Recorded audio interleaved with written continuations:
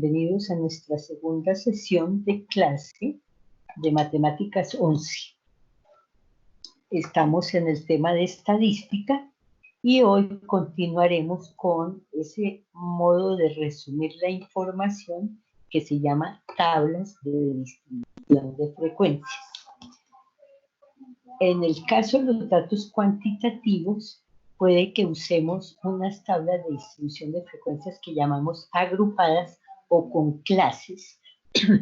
Aquí, ya habíamos dicho, las tablas sirven para organizar, resumir un conjunto de datos, un conjunto grande, o también cuando los datos no presentan gran contraste. A veces, ya lo veremos en el segundo ejemplo, esta situación. Aquí, en este primer ejemplo, es solo para datos cuantitativos esta presentación en grupos, agrupada en clases, en intervalos se llama. Vamos a tomar del DANE una de sus encuestas sobre gastos del hogar que le hicieron a 14.407 hogares. Una de las preguntas tenía que ver con la compra de granos, como frijol seco, arveja seca, lentejas, garbanzos, en los últimos 7 días de haber hecho la encuesta, que se le preguntó a las personas del hogar. Y con base en eso se estableció esta tabla que está agrupada, que ya la vamos a explicar, y al final de esta presentación explicaremos cómo se hacen este tipo de tablas. Bien, siempre que tengamos entonces algún experimento, alguna presentación de algo que se ha tomado como información, lo primero que hay que identificar es la población, en este caso son hogares, la muestra, o sea, con el grupo que trabajamos, y en ese caso son los hogares encuestados por el DANE, los 14.407 hogares, y la variable que nos está interesando aquí, que tiene que ver con la pregunta, es la cantidad de dinero que gastaron en ese hogar en granos. Es una variable de tipo cuantitativo que es para la que podemos hacer esta presentación resumida. Recuerden que las tablas de distribución de frecuencias deben tener entre 5 a unas 20-25 líneas, de modo tal que se pueda ver en una sola hoja la información resumida. Aquí una rápida mirada, explicación. Aquí tenemos 14 clases o intervalos o grupos, y lo que significa nuestra variable, la llamo D porque tiene que ver con dinero gastado en granos, está indicando que en 4.196 hogares gastaron entre 95 y 6.875 pesos durante la última semana en compra de granos. Aquí, por ejemplo, esto significa que 42 hogares gastaron entre 88.235 y 95.015 pesos comprando grano durante la última semana. Aquí tenemos un total de 8.190 hogares, porque el resto de los hogares no compraron granos en esa última semana. Entonces solo tuvimos en cuenta los hogares que hubieran comprado grano. Y en general anexamos esta columna que nos permite hablar en porcentajes, que es más interesante, y eso pues ya lo vamos a explicar.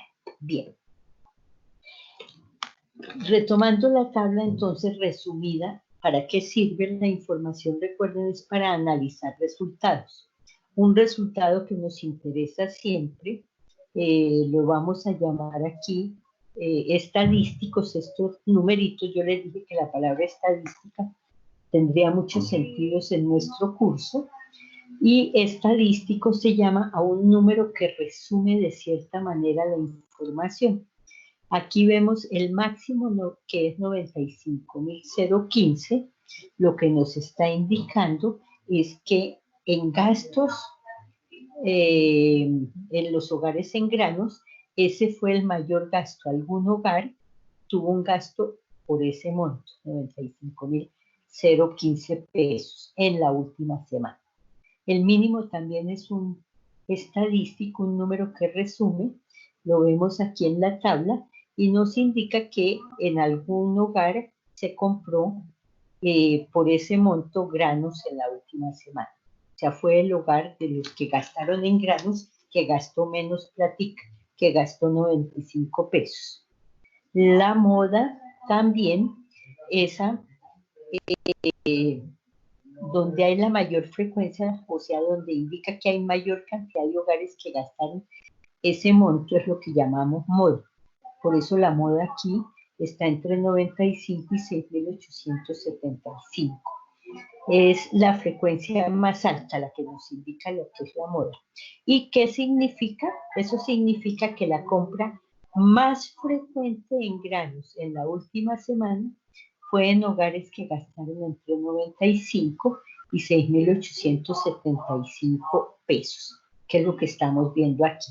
Eso se llama la moda y el lenguaje correcto es hablar de más frecuente. No es lo que hubo la mayoría.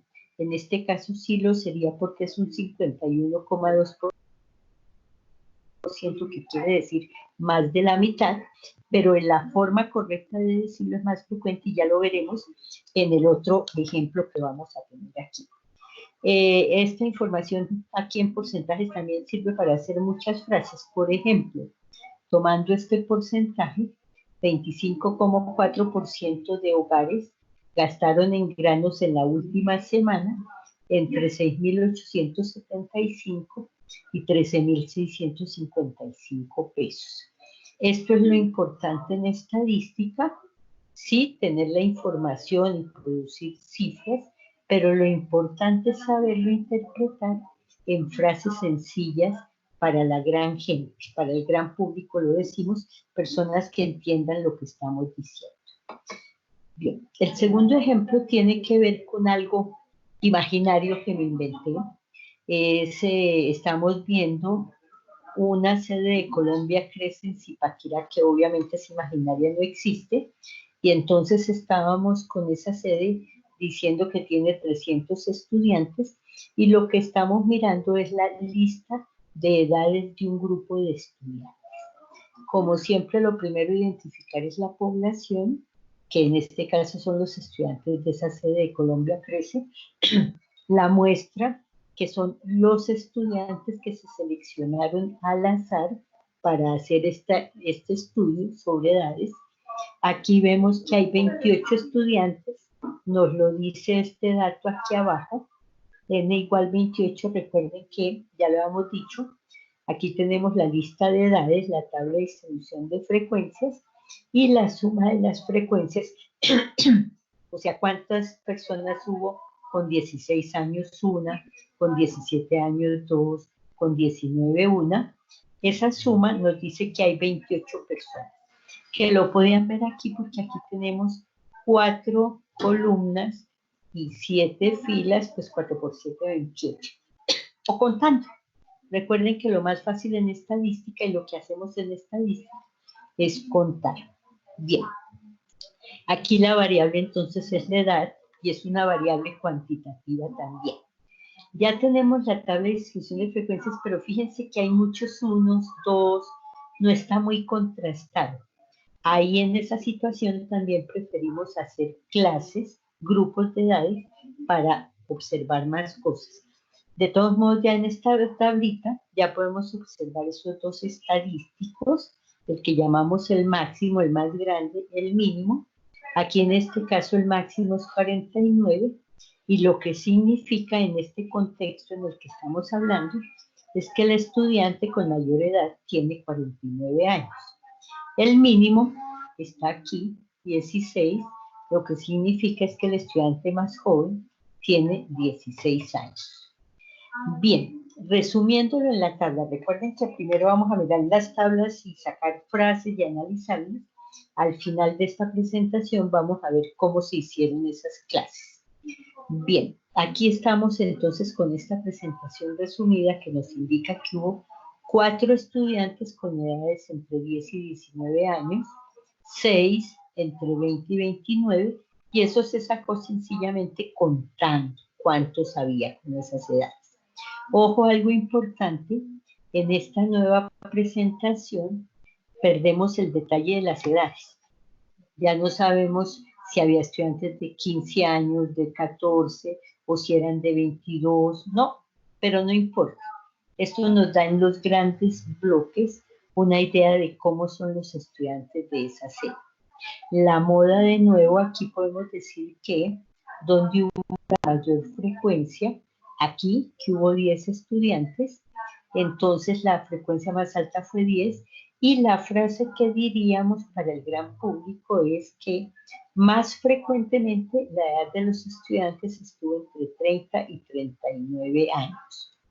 Siempre nos gusta mirar la tabla con frecuencias relativas acumuladas y relativas acumuladas, que nos permite sacar más conclusiones.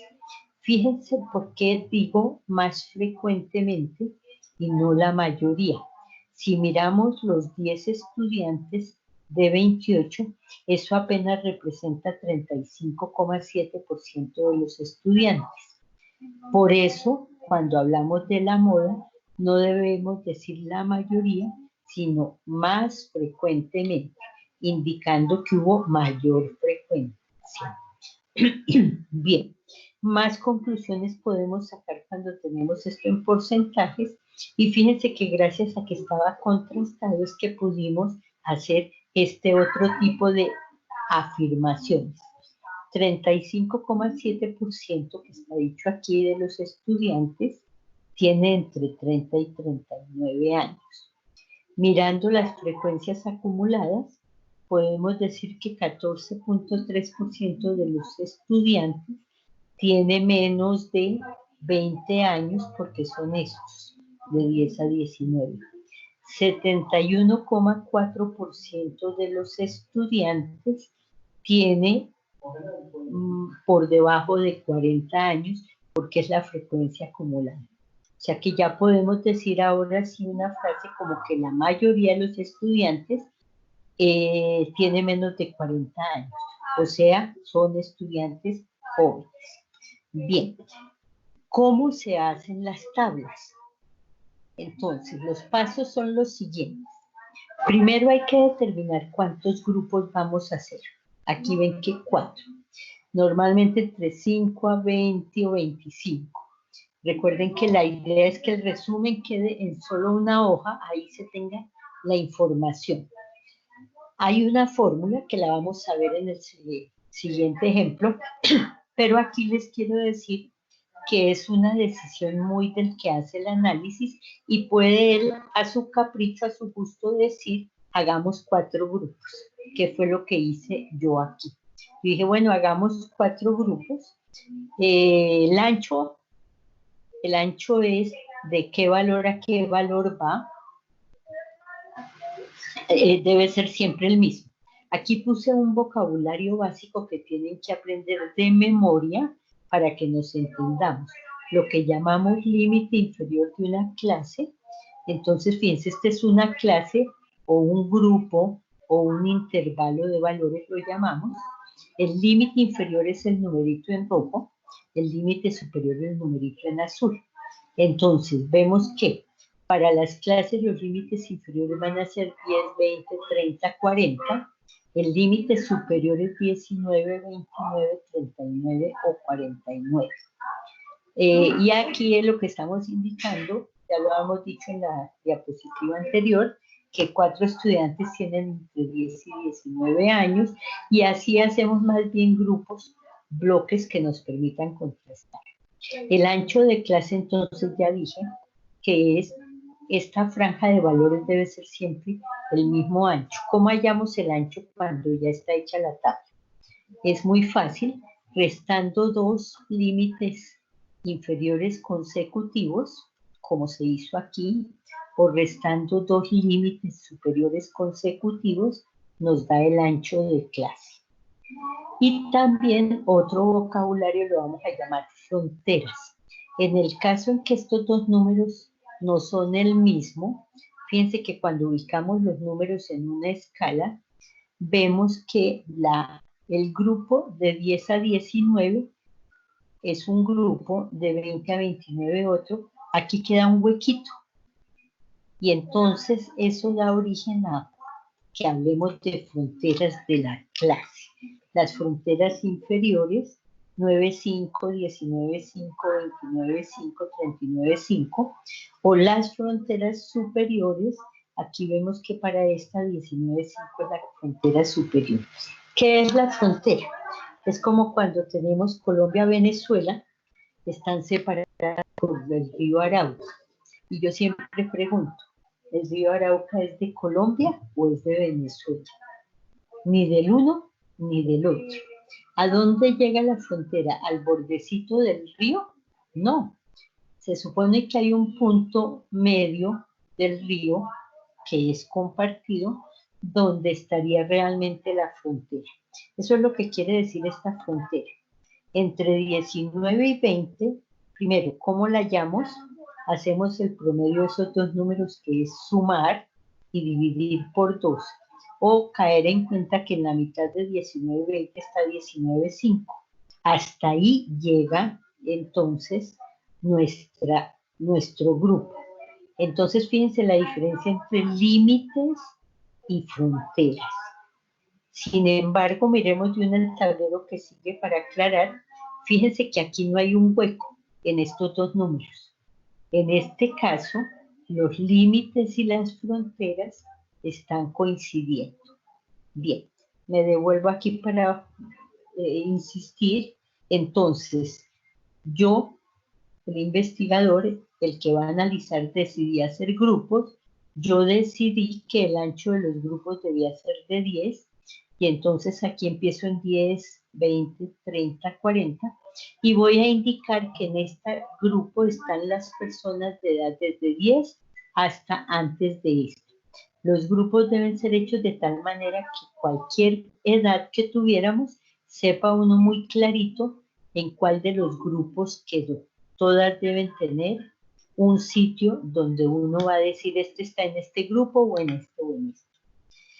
Los límites también los puede fijar el que hace el análisis, que fue lo que hice yo. Yo dije 10, 20, 30, 40. Otro hubiera podido decir 15, 25, otros valores. Lo que importa es que se respete que el ancho debe ser el mismo. ¿Ok? Eso hace que el análisis de diferentes personas puede ser distinto. ¿Por qué? Pues todas esas decisiones hacen que no necesariamente los resultados son iguales para las personas que analizan. Aquí tengo en la otra tabla, lo vamos a hacer más formal, aunque ya les dije que es válido estadísticamente decidir uno caprichosamente cuántos grupos quiere y de dónde a dónde van, aunque hay fórmulas. Miremos con fórmula. Aquí tengo el primer ejemplo del DAN, es una lista de valores. Allá entre paréntesis vean este numerito, así se llama la columna con esta información en los datos del DAN. Y hay una serie de montos que son estos. Recuerden que esto representa la plata gastada por hogares en granos. Y así la lista se prolonga por 8.190 personas, que es lo que hay aquí indicado en esta partecita azul. Bien, ¿cuántos grupos hay que hacer? Depende de cuántos elementos estemos mirando. En este caso, 8.190. K va a representar para nosotros el número de grupos y se calcula con una fórmula de un señor Sturges, se llama. Toca usar la calculadora porque estos logaritmos naturales pues no los sabemos calcular si no es con la calculadora. Entonces, reemplazando en la calculadora, eso nos da un numerito 13,9 alguna cosa. Siempre se debe redondear al entero que le sigue, o sea, hacia arriba se llama eso. Eso indica que vamos a hacer 14 grupos. Aquí están 1, 2, 3, hasta 14. El ancho de clase también tenemos una fórmula. Máximo menos mínimo. El mayor valor menos el mínimo. Aquí está el mayor valor, que era 95,015. Aquí hay un errorcito, no es muy grave. Menos 90 y... es que estoy mirando los datos reales, perdón, no los datos de la tabla. porque la tabla se supone que no la tengo, perdón. Mirando en los datos reales que no está dicho aquí, es donde está que el mayor valor gastado fue 95.000 y el menor valor fue 98. Este más 1 es un ajuste matemático para que no nos equivoquemos al hacer las cuentas y se nos quede algún valor por fuera porque no llegamos hasta el último dato. Entonces siempre le sumamos por aquí una unidad dependiendo de si mis cifras, aquí como son enteros sumo 1, si hubieran sido decimales sumaría 0,1, dividido por el número de grupos que dijimos aquí arriba.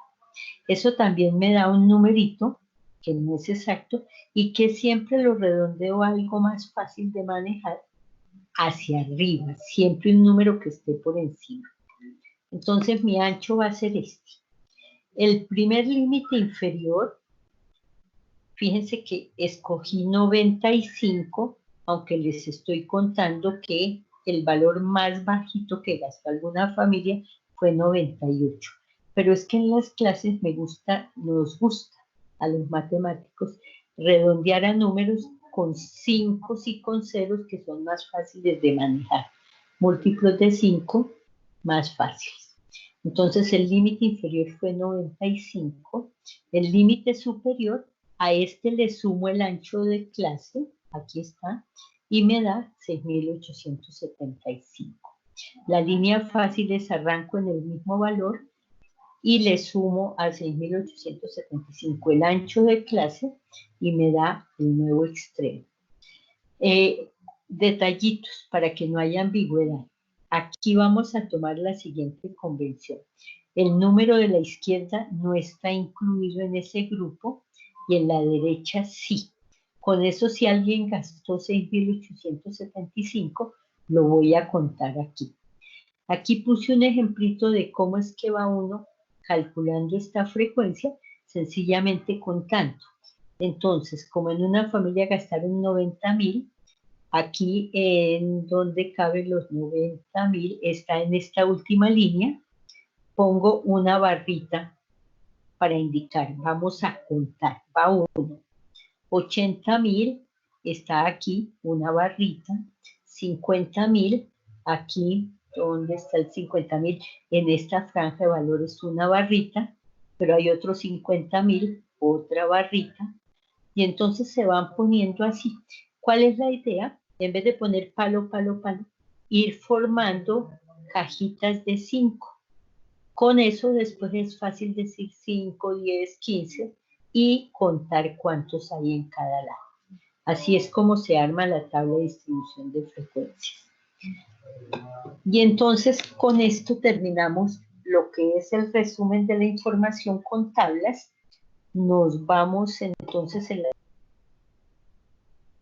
sesiones a mirar otras maneras de resumir la información haciendo gráficos. Ese será el tema de nuestra siguiente reunión.